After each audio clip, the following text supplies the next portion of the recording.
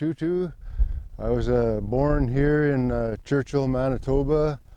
I grew up, raised and born down at the river flats.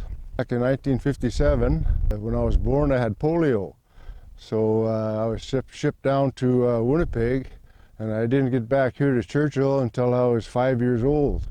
My family, some of them, they didn't even know who I was because I was away for so long, and I had two younger brothers born after I was gone, so they didn't know who I was. And there was 13 of us, all together, so yeah, we had a pretty big family. We were always busy. My mom had two husbands at the same time, which is my dad, who was Pierre Tootoo, and the other guy was Bob Hicks, and he was a Scotsman. And like years ago, back in the whenever 20s, 30s, back then, Bob Hicks came up north to do some trapping, and then he ended up going up around Rankin Inlet up in Nunavut, and he needed somebody to help him, so he hired my dad.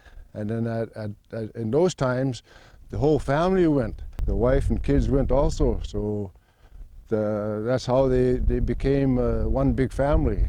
There was no real settlements back then, Like there was no Rankin Inlet, Alvet, but I think there was Chesterfield, and there's another place up by Repulse Bay, and it was a Hudson Bay post.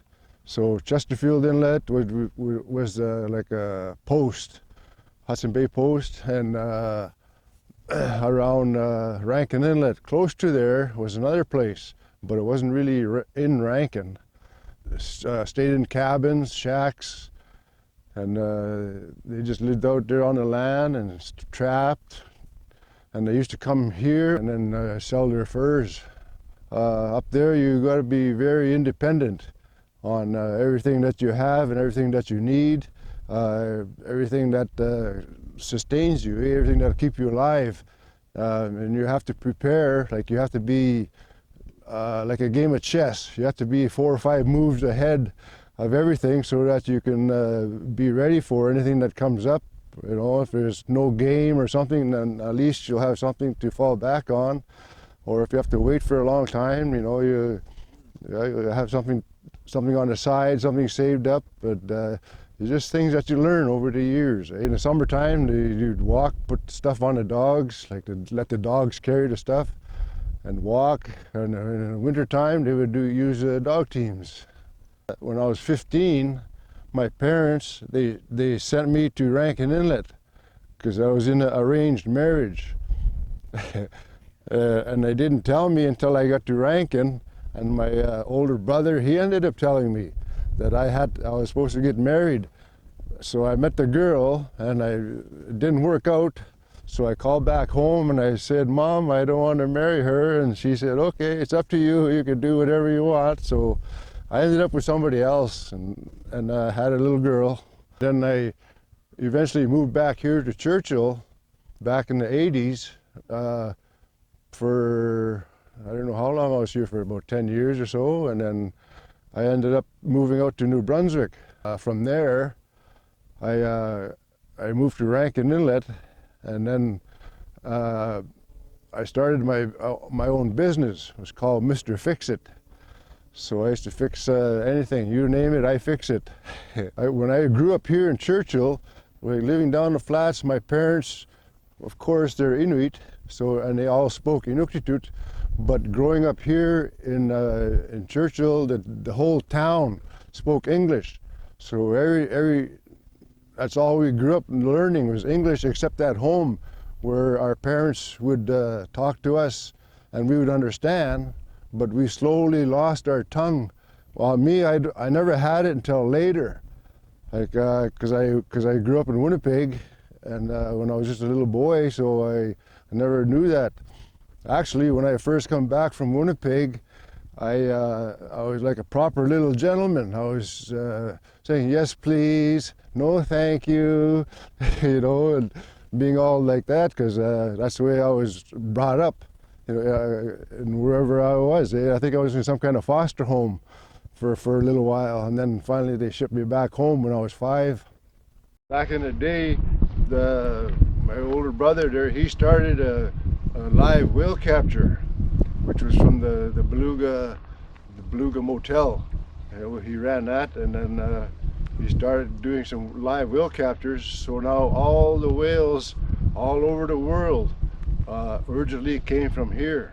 My brother was the one that organized it, and he was one of the jumpers, because he used to have to jump on the whale to catch it live. And they used to call us the cold water cowboys, the Churchill River cowboys.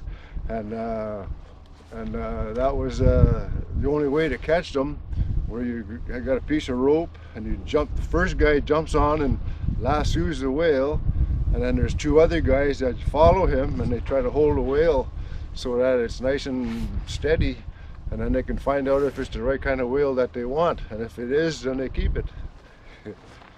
There used to be a village here called Akudluk, and I remember as a little kid, just big enough, about 5 or 6 years old, I remember you'd be able to play around underneath the chairs and that, and the people out there would gather together and have a square dance.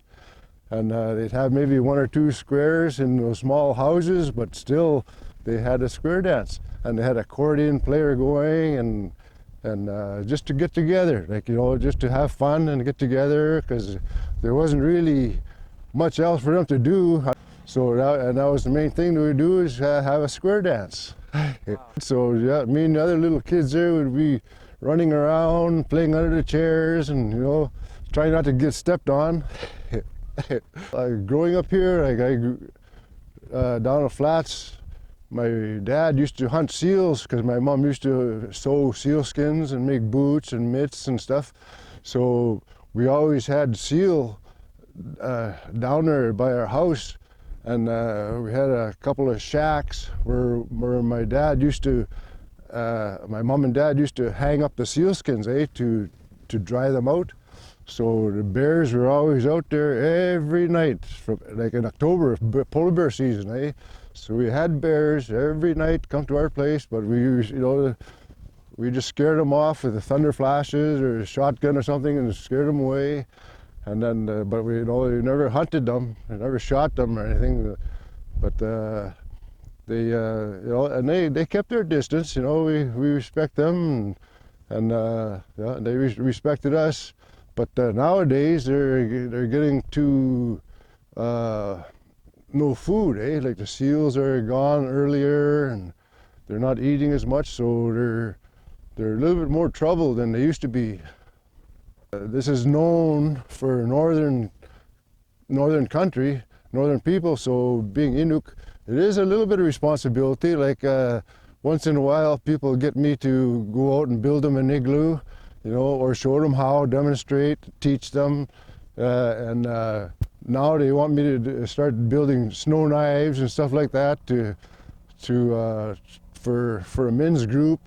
A few things I miss, like from the olden days, but in a way too, it's kind of good that we're not as big as we used to be, because we're a quiet, small little town now compared to what we used to be. Like a long time ago, we had about 12,000 people living here one time.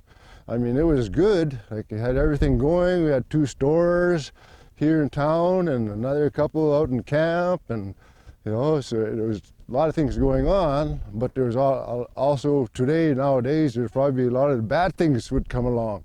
So we're kind of good that I'm kind of glad that we have a small little town now.